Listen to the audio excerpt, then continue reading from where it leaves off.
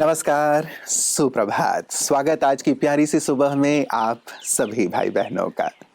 मित्रों, कहते हैं कि यदि अकाल अनाज का हो तो मानव मरता है, लेकिन यदि अकाल अच्छे विचारों और संस्कारों का हो तो मानवता मरती है। और यदि मानवता ही मर जाए तो समाज कैसा होगा, संसार कैसा होगा, आप समझ सकते हैं। मूल्य तो मानवता का है। मूल्य तो वास्तव में मानवीय मूल्यों का ही है, जो हमारे जीवन को मधुर बनाता है, श्रेष्ठ बनाता है। और विचार और संस्कार कैसे श्रेष्ठ हों, यही हमारा सुंदर प्रयास रहता है सबरंग कार्यक्रम के माध्यम से भी। और इसीलिए सुंदर सुंदर बातों की चर्चा हम अपने इस पूरे ही सबरंग कार्यक्रम में करते हैं। तो मित्रों, जरूर विचार कीजिएगा कि विचार कैसे सुंदर और श्रेष्ठ हों और संस्कारों को कैसे श्रेष्ठ बनाया जा सकता है। और सुंदर सुवाक्य के जो प्रतिदिन हम सुनते हैं वो हमें मदद करता है अच्छे विचारों से संपन्न होने के लिए। आइए सुनते हैं आज का सुंदर सुवाक्य।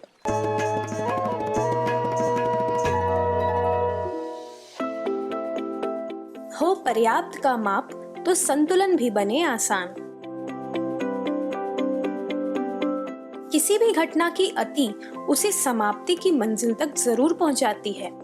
शास्त्र तथा इतिहास इस सच के साक्षी हैं कि समय अनुसार अति और अल्प का सामंजस्य समझाने हेतु ईश्वर को भी जन कल्याण के उद्देश्य से मनुष्य का रूप धारण कर उसे संतुलन और मध्यस्थ की कला का पाठ पढ़ाना पड़ा है।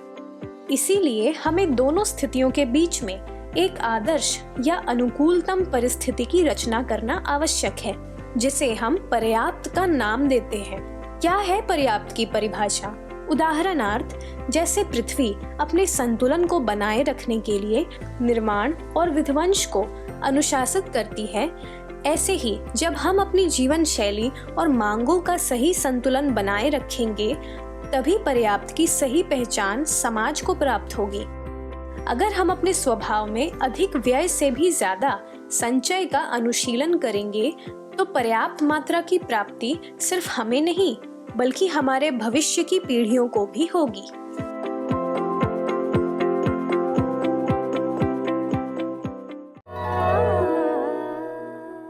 मित्रों, कहते हैं जिसके पास उम्मीद और आस है वो जीवन के हर इम्तिहान में पास है। जीवन है तो परीक्षाएं तो आती ही रहती हैं, कभी शारीरिक व्याधि के रूप में, तो कभी पारिवारिक किसी व्यक्ति की ओर से, तो कभी अपने क्षेत्र में फील्ड में रहते हुए लोगों की ओर से। बातें परीक्षाएं आती हैं, लेकिन अपनी उम्मीद को, अपनी आस को, विजय की आश को, अच्छाई की ओर बढ़ने की आस को और साथ ही साथ सफलता की आश को यदि हम बनाए रखते हैं, तो निश्चित रूप से हर प्रकार की जो बातें और विघ्न हैं वो दूर होते चलते हैं। खास करके जब व्याधियां होती हैं तो हमें इसकी बहुत बहुत ज़रूरत होती है। और यही कारण है कि हम प्रतिदिन आपके लिए सुंदर सेहत की बात लेकर आते हैं, ताकि आप स्वयं भी जागरूक हों और औरों को भी जागरूक करें और संपूर्ण स्वास्थ्य का आनंद लें। आइए देखते हैं आज हमारे इस पिटारे में क्या है। नमस्कार दर्शकों, आज हम सर्वाइकल कैंसर के बारे में चर्चा करने जा रहे हैं। सर्वाइकल कैंसर, जो कि एक बहुत ही आम कैंसर है। भारत देश में तो बहुत बहनों को सर्वाइकल कैंसर होता है। सर्वाइकल कैंसर को जल्द से जल्द डायग्नोस कैसे करें और इसको प्रिवेंट कैसे करें, आज हम इसके बारे में बात करेंगे। सबसे पहले तो ये जान ले कि बहनों में जो रिप्रोडक्टिव ऑर्गन्स होते हैं उसमें यूट्रस, सर्विक्स, ओवरी और फैलोपियन ट्यूब होती है। यूट्रस, जिसको हम हिंदी में बच्चादानी कहते हैं, उसके मुंह को सर्विक्स कहते हैं और उसके कैंसर को सर्वाइकल कैंसर कहा जाता है। सर्वाइकल कैंसर की रोकथाम के लिए और जल्द से जल्दी उसके डायग्नोसिस के लिए एक बहुत ही इन्वेस्टिगेशन है, बहुत ही इम्पॉर्टेंट टेस्ट है, जिसको हम पैप टेस्ट कहते हैं या पैप स्मीयर टेस्ट कहते हैं। लेटेस्ट मेडिकल रिसर्च कहता है कि 30 साल की उम्र के बाद हर बहन को पैप स्मीयर टेस्टिंग करवानी चाहिए हर 3 साल में। पैप स्मीयर टेस्टिंग से हम बच्चादानी के मुंह यानी कि सर्विक्स के सेल्स को स्टडी करते हैं और उसमें हल्के से भी बदलाव को हम देख पाते हैं और उससे यह अनुमान लगाया जा सकता है कि आने वाले कुछ सालों में सर्वाइकल कैंसर होने की संभावना कितनी है। परसेंटेज से हम अनुमान लगा सकते हैं, और कितना डिस्प्लेसिया है, कितने चांसेस हैं सर्वाइकल कैंसर होने के, वो भी पता लगाया जा सकता है। आम जनता के लिए खुशखबरी है कि ये टेस्ट की कीमत बहुत कम है, ये बहुत कम कीमत में करवा सकते हैं। तो सभी के लिए ये बहुत इम्पॉर्टेंट मैसेज है कि 30 साल के बाद सभी बहनें पैप स्मीयर टेस्टिंग रेगुलर रूप से करवाएं और सर्वाइकल कैंसर को प्रिवेंट कर सकें। आपका बहुत बहुत शुक्रिया। ओम शांति। मित्रों, कहते हैं विचार अगर अच्छे हैं तो मन मंदिर है, और यदि व्यवहार अच्छा है तो परिवार और व्यापार मंदिर तुल्य हो जाता है, और यदि दोनों ही अच्छे हैं तो हमारा पूरा जीवन ही मंदिर हो जाता है, अर्थात जीवन आनंद से परिपूर्ण हो जाता है। और इनको कैसे हम सुंदर, सहज और सरलतापूर्वक अपने जीवन में ला सकते हैं? मन को मंदिर बनाना, व्यवहार को मंदिर बनाना, ये उनके अनुभवों से रोज़ हम सुनते हैं जिन्होंने अपने जीवन में सफलता को अर्जित किया है। विशिष्ट जन की बातें विशेष में प्रतिदिन हमारे बीच एक नए मेहमान होते हैं अपने सुंदर अनुभव के साथ। आज हमारे साथ हैं डॉक्टर अखिल चटवाल जी, जो कि जर्मनी से हमारे बीच पधारे हैं। आइए सुनते हैं। आपने सुना होगा साइकोथेरेपी। जी जी जी। So psychotherapy is also very famous nowadays in west. वो एक टाइप स्पिरिचुअलिटी है कि somebody is talking to someone. West में इतना लोनलीनेस है कि अकेलापन ही पेशेंट को पागल कर सकता है। तो साइकोथेरेपी देते हैं, उसमें sometimes they charge like 2 to 3 lakhs of Indian rupees for 1 hour session. It's very costly. UK में I was there, it was like 1 lakh रुपए था Indian currency. So it's very costly, you know, just to talk to people and to feel them better. बाबा से ही बात करें, हम spirituality में चले जाएं, मेडिटेशन में चले जाएं, हम ऊपर वाले से ही शिव बाबा से बात करें, अपनी प्रॉब्लम्स बताएं, समझे तो आपने कितना अकेलापन कम हो सकता है। बिल्कुल, ये तो बहुत ही सुंदर सी चीज़ है। मतलब सक्सेस रेट कम हो जाती है अगर पेशेंट ही डिप्रेशन में चला जाता है। जी जी जी। तो अभी जैसे हमारे हॉस्पिटल ने we have taken a new initiative. We are asking people to do yogas. We have a special training center open for them who are going into these surgeries, so that वो 1-2 महीने योगा करें। Because now yoga mister Modi ji की वजह से, प्रधानमंत्री जी की वजह से बहुत फेमस हो गया है। And तो वहाँ पे लोग योग करने लगे हैं। योग, yeah, they are doing yogas, they are doing with meditation. जी जी जी। So we are building a 45 days of program before operation, so that patient stress free होके OT में आए, so उसके एक्स्ट्रा रिजल्ट निकलेंगे। So that is research that is going on. If we mix this spirituality with the pre-operative and post-operative treatment, then how results will come. जी जी जी। इसके कुछ results आए अखिल? Results बहुत पॉजिटिव हैं, क्योंकि हमने कुछ, फॉर एग्जांपल, कुछ पेशेंट्स को हमने योगा टेक्निक नहीं दी। फॉर एग्जांपल, हमने 10 पेशेंट्स को ये टेक्निक नहीं दी और फिर हमने उनका ऑपरेशंस किए। 10 लोगों को हमने योगा टेक्निक दी, स्पिरिचुअलिटी दी और फिर हमने उनके ऑपरेशंस किए। तो हमने देखा कि जिन लोगों को हमने टेक्निक नहीं दी उनको बहुत टाइम लगा वापस नॉर्मल लाइफ करने में, लेकिन जिनको हमने ये टेक्निक दी है वो बहुत जल्दी आ गए, अपने वापस वर्क रूटीन में समा गए और अपना काम शुरू कर लिया उन्होंने, और क्वालिटी ऑफ लाइफ उनकी काफ़ी इंप्रूव हो गई।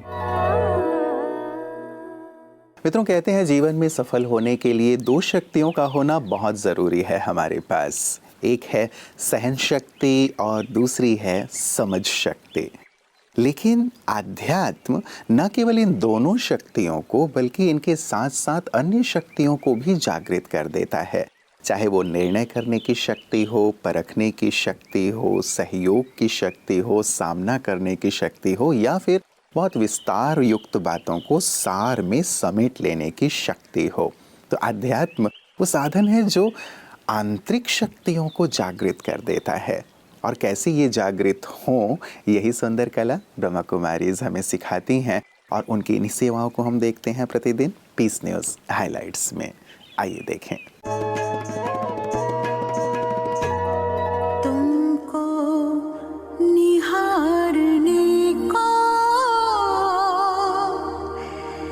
दिल ये चाहता है, प्रभु तुमको निहारने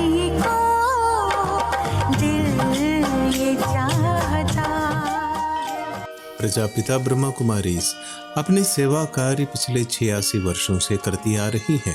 ब्रह्मा कुमारीज के मुख्यालय में 3 नवंबर को परमात्मा अवतरण हुआ, जिसमें देश विदेश के भाई बहनें बड़े संख्या में उपस्थित रहे। हर बार की तरह परमात्मा मिलन से पहले राज्यों की बीके सूरज भाई ने परमात्मा मिलन के लिए सबको तैयार किया। हम अपनी बुद्धि में संपूर्ण ईश्वरीय ज्ञान भर दें, ये सद्विवेक है। इससे अच्छा विवेक और कोई होता ही नहीं। मीठी ज्ञान रत्नों से सबको सजाने से पहले परमात्मा शिव ने सबको मीठी दृष्टि से संपन्न किया।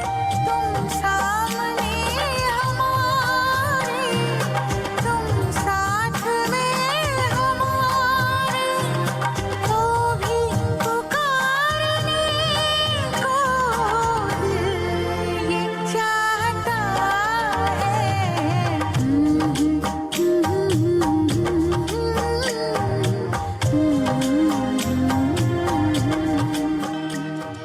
उन्होंने सभी को संतुष्टता का पाठ पढ़ाया कि हमें संतुष्ट रह सभी को संतुष्ट करना है। साथ ही हर आत्मा को कैसे संतुष्ट रखा जा सकता है उसकी भी विधि सुनाई। 2 घंटे के मिलन में प्यारे परमपिता ने सबके अंदर रूहानियत की शक्ति भरी और आगे के सेवा कार्यों के लिए भी तैयार किया।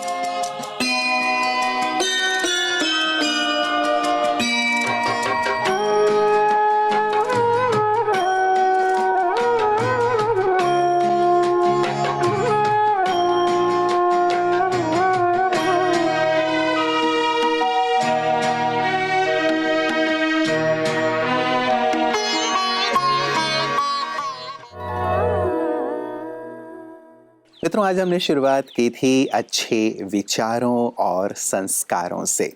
आज गहराई से इस पर ज़रूर विचार कीजिएगा, बीच बीच में रुक करके, कि क्या विचार सुंदर और श्रेष्ठ हैं। कल भी जैसे हमारी बात हुई थी, पहला ही हमने पुष्प आपको अर्पित किया था सकारात्मक चिंतन का, सकारात्मक विचार का, क्योंकि विचार ही जीवन का निर्माण करते हैं। विचार ही हमारी खुशी, हमारी स्थिति के आधार हैं। यदि बुरी स्थितियों में भी आप अच्छा कुछ सोच सकते हैं तो आप दुखी नहीं होंगे, निराश नहीं होंगे, लेकिन आशा और विश्वास बना रहेगा और आप आगे की ओर बढ़ते रहेंगे। अन्यथा कुछ बुरे विचार यदि हमारे जीवन में आ जाते हैं, मन मस्तिष्क पर छा जाते हैं, तो हम निराशा के गर्त में जाने लगते हैं। इसीलिए ज़रूर देखिएगा, बातें कैसी भी हैं, लोग कैसे भी हैं, विचार मेरे अपने हाथ में हैं उन्हें निर्मित करना।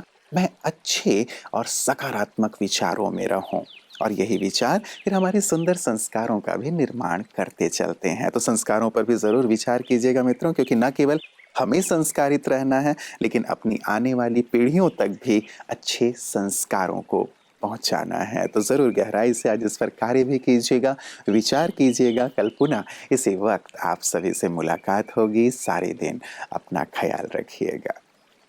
नमस्कार। ओम शांति।